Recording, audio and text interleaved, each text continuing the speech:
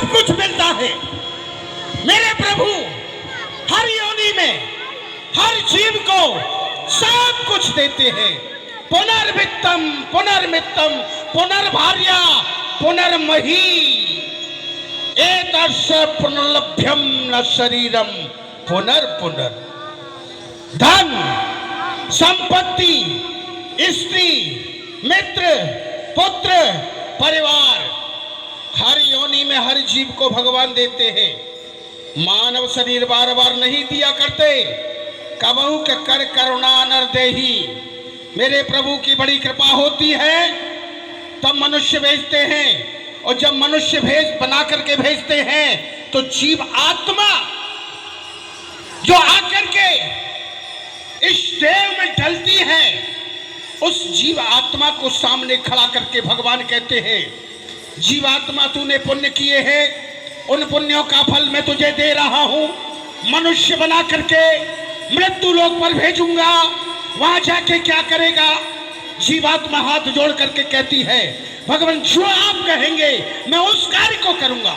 भगवान कहते देख मैं तुझे नेत्र दे रहा हूं, नेत्रों से दर्शन करना, मुख दे रहा हूं, मुख से मेरा नाम लेना, हाथ दे रहा हूं, हाथों से मेहनत करके परिवार का पालन करना, पैर दे रहा हूं, पैरों से मेरी परिक्रमा करना।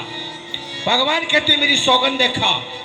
जीव आत्मा उस परम पिता परमात्मा की सौगंध देखा करके इस मृत्यु लोक पर आता है और यहाँ आकर के भूल जाता है कि मैंने उस परम पिता परमात्मा को क्या वचन दिया था, क्या कह के आया, और यहाँ आकर के नास्तिक हुआ।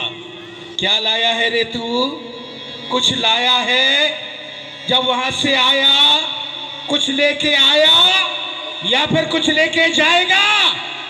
कुछ नहीं, न कुछ लेके आया और न कुछ लेके जाएगा। हाँ जाएगा, जाएगा, अवश्य तेरे साथ जाएगा।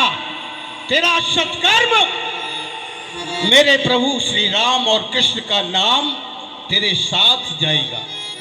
राम नाम सत्य है और जगत असत्य है। राम नाम सार है और ये जगत बेकार है। कुछ लेके नहीं आया।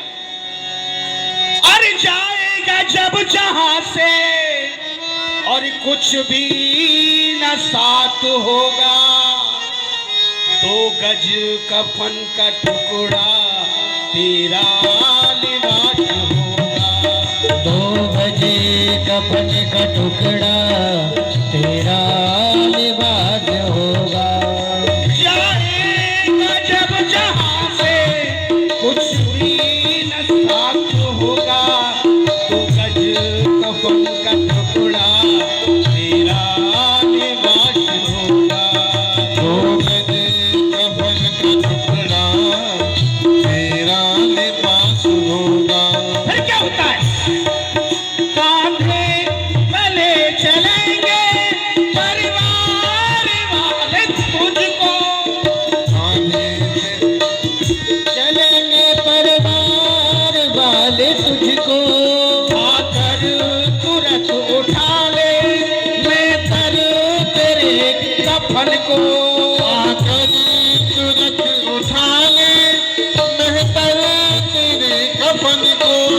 दे देगा आग तुझ में, दे देगा आग तुझ में, बेटा जो पास होगा। दो गज कफन का टुकड़ा तेरा लिबास होगा। दो गज कफन का टुकड़ा तेरा लिबास होगा। जाएगा जब जहां से, जाएगा जब जहां से, कुछ भी न साथ होगा। दो गज कफन का टुकड़ा तेरा लिबास। फिर क्या होता है? फिर मिट्टी में मिले मिट्टी, बाकी तो खाक होगी। मिट्टी में मिले मिट्टी बाकी तो खाक होगी, मिट्टी में मिले मिट्टी, बाकी तो खाक होगी। सोने सी तेरी काया, चल कर के राख होगी। सोने से तेरी काया जल करके राख होगी। परम पिता परमात्मा ने, ईश्वर ने कितनी सुंदर काया दी है। सोने सी काया, सोने सी काया को पा करके अभिमान करता है, कहता है ये मेरा, वो मेरा, मित्र मेरा, पुत्र मेरा, पत्नी मेरी। कब तक है ये तेरे साथी है मित्र संग के, चल विंद पाने तक तेरी पत्नी, तेरी अर्धांगिनी चलेगी तो केवल मकान तक, परिवार के लोग जाएंगे तो केवल इस श्मशान तक, और बेटा भी हक निभाएगा तो अग्नि दान तक। तू किस भूल में रे मनुष्य, तू किस भूल में है, तुझको पता न चलता है। तेरा हर एक श्वास कीमती निकलता है। अरे धर्म के कांटे पर पाप पुण्य का भजन कर ले। कमी है कुछ तेरे कर्म में तो राम कृष्ण का भजन कर ले, नहीं तो बड़े दरबार में मुंह कौन सा दिखलाएगा। बंद मुट्ठी आया था और खाली हाथ जाएगा। मिट्टी में मिले मिट्टी, बाकी तो खाक होगी। मिट्टी में मिले मिट्टी, बाकी तो खाक होगी।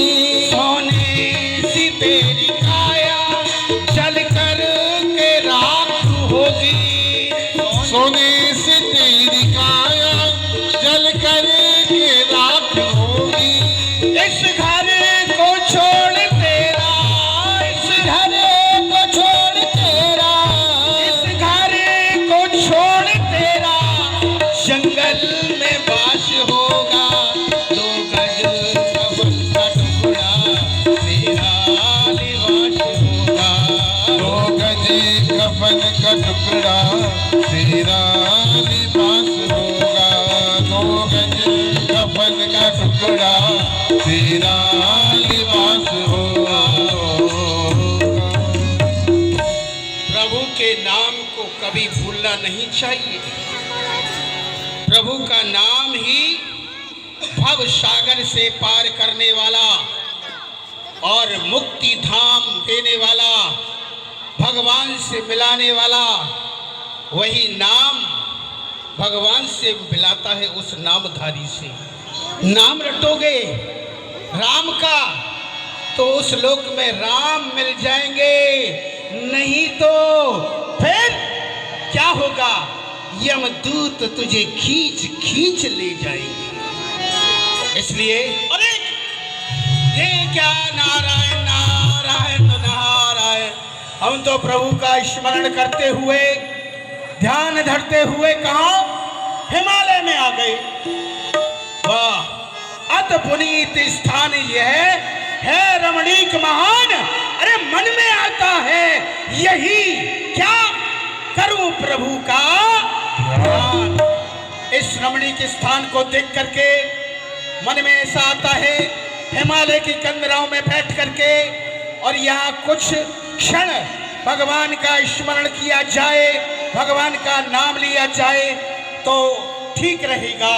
नारायण नारायण नारायण। हेमगिरि गुहा एक अति पावनी, बहे समीप सुर सरी सुहावनी।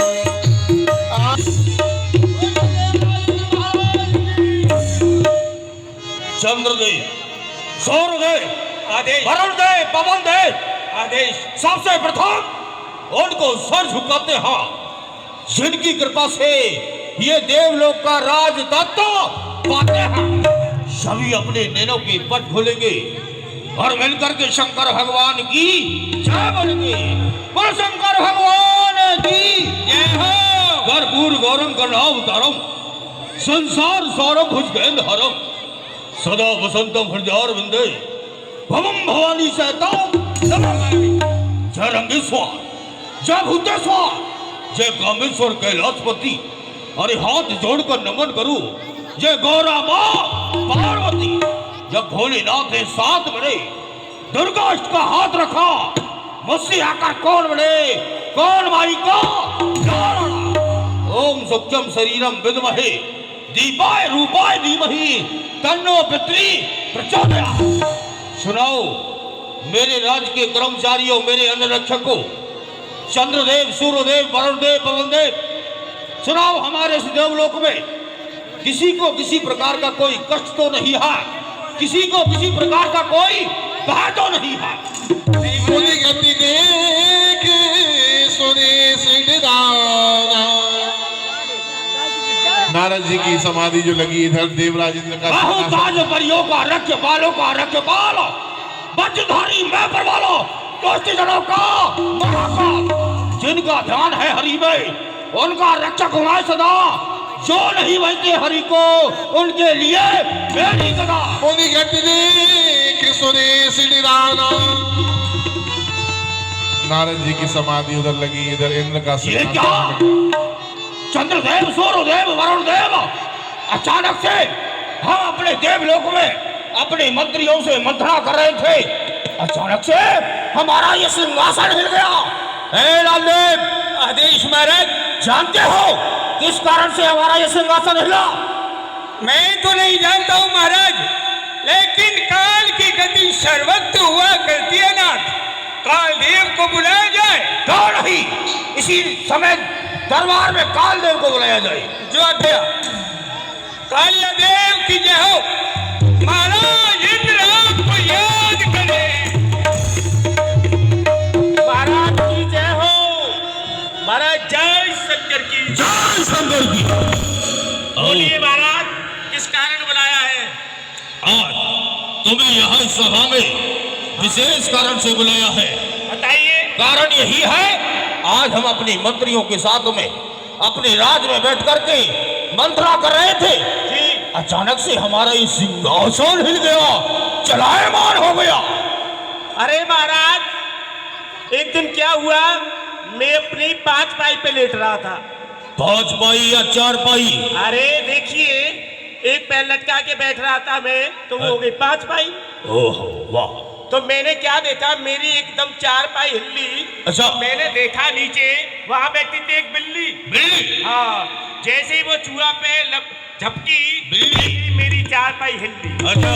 कहीं तुम्हारे सिंहासन के नीचे कोई बैठा हो चूहा और उसमें बैठा कोई बिल्ला, जैसे ही उसने चूहा को देखा, बिल्ली लपकी और तुम्हारी सिंहासन हिल ली। कालदेव, चूहा बिल्ली से हिलने वाला सिंहासन नहीं है हमारा, ये अष्ट धातुओं का सिंहासन है।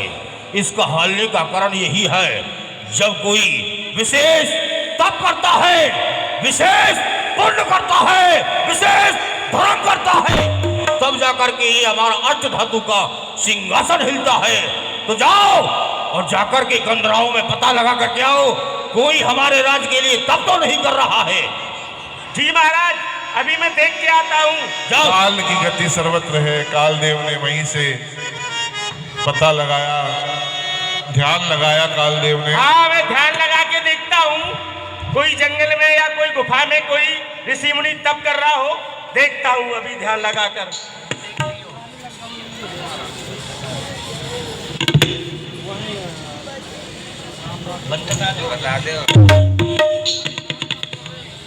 महाराज की जय हो।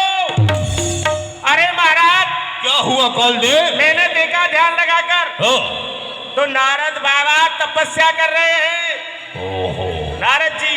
वो नारद हमारे इस देवलोक के सुख को छीनने के लिए तप कर रहा है।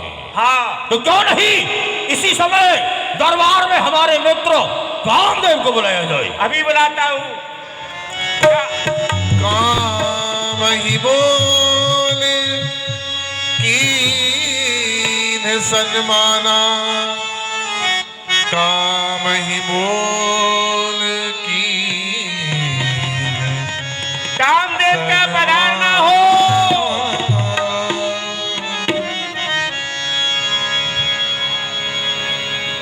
कालादेव, आपके द्वारा बतलाया गया कि हमारे सम्राट अर्थात हमारे मित्र देवराजेंद्र ने हमें याद किया है। हाँ महाराज, धन्य धन्य मम भाग्य है जो सुमरे सुरराज चलऊ दूत अब बेगही करही भूख कर काज।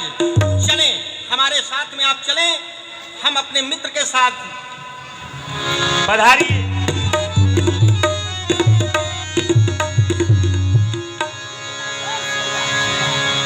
मित्र, कहिए मित्र को।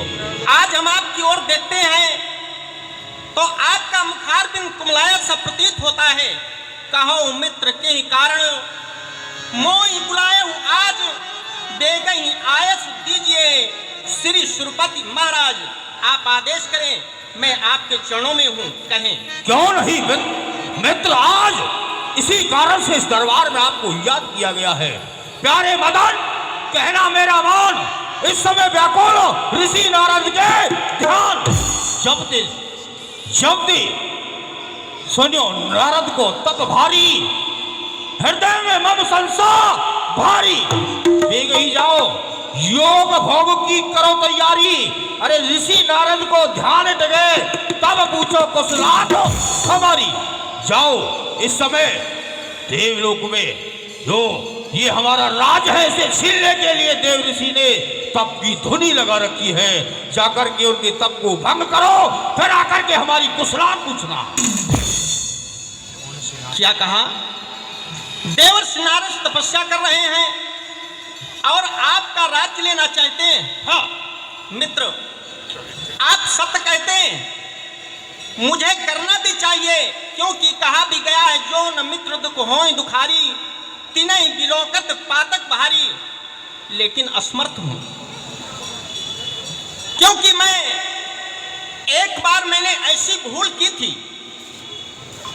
एक बार मैं शिव जी की तपस्या भंग करने के लिए गया और उन्होंने तीसरा नेत्र खोला और मैं जल करके भस्म हो गया। जब आज आप कह रहे हैं कि देवर्षि नारद की तपस्या भंग करो, मुझे आश्चर्य होता है। मैं यहाँ से जाऊंगा, लौट करके वापस आऊंगा या नहीं आऊंगा, लेकिन फिर भी आप मुझे राज आज्ञा भी दे सकते हैं।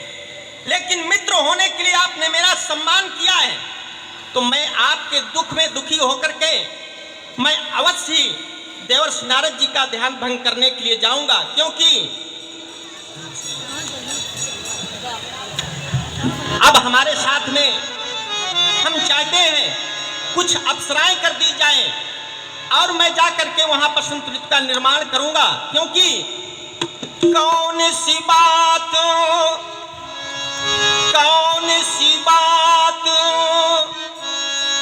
है नाथ बड़ी, अब हीर से राज का ध्यान